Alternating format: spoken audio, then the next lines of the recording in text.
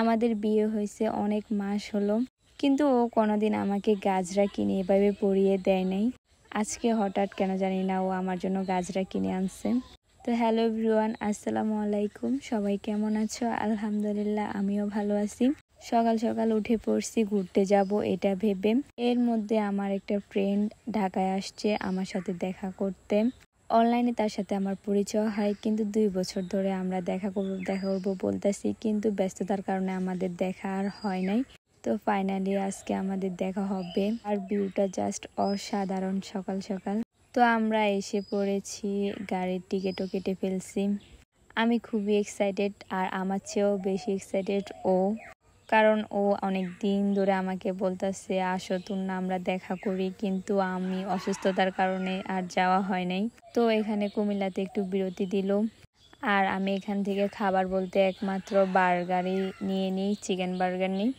আর অন্য কোনো খাবার কেন জানি না আমার ভালো লাগে না।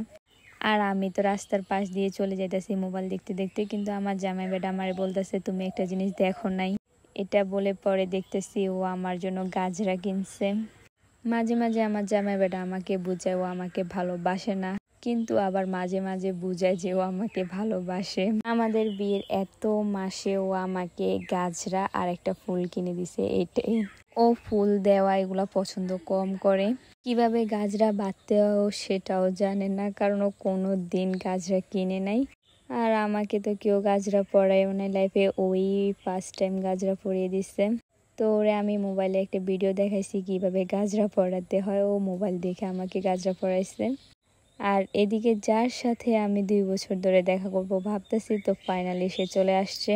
ও আমার হাতে গাজরা দেখে ও বলতেছে ও গাজরা কিনবে, তারপর ও কিনছে, দেন আমি তারে পরাই দিতেছি।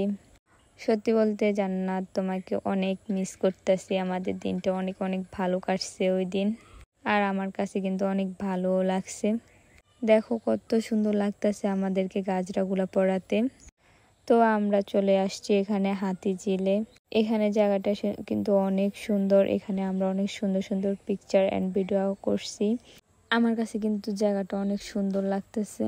মন থেকে চাইলে সব কিছুই পাওয়া যায়, এটা আমি অনেকবার প্রমাণ পাইছি, এটা দেন আজকেও প্রমাণ পাইছি। আমরা দুজনেই মন থেকে চাইছি যে আমরা দেখা করব। তো দেখো আমাদের দেখা হয়ে গেছে।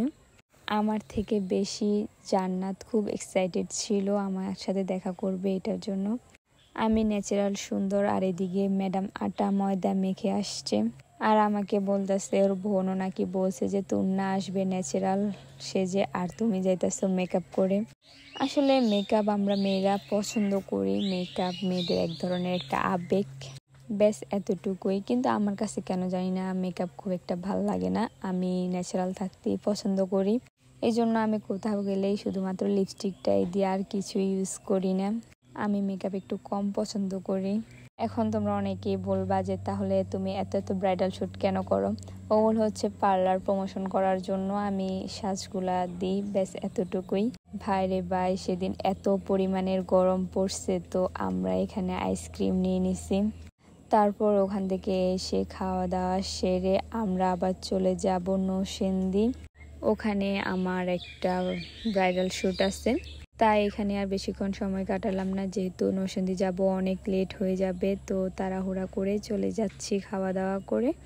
এখানকার খাবারের কোয়ালিটি কিন্তু অনেক ভালো ছিল। তো খাবার দাবার কমপ্লিট করে চলে আসছি নরসিংদী। আর এর মধ্যে কিছু ভিডিও আর নেওয়া হয় নাই, কারণ আমার শরীর একটু অসুস্থ হয়ে গেছিল। আমি যে এখানে আসবো একটা ব্রাইডাল শ্যুট করব, এটা আমি একটা ভিডিওতে বলছি। আর দেখো আমার ভালোবাসার মানুষগুলো ক্লাস ফাঁকি দিয়ে চলে আসছে আমার সাথে দেখা করবে। নিশ্চয়ই আমার প্রতি তোমাদের একটু ভালোবাসা আছে, এই জন্যই তো তোমরা এত ক্লাস ফাঁকি দিয়ে চলে আসছো আমার সাথে দেখা করতে।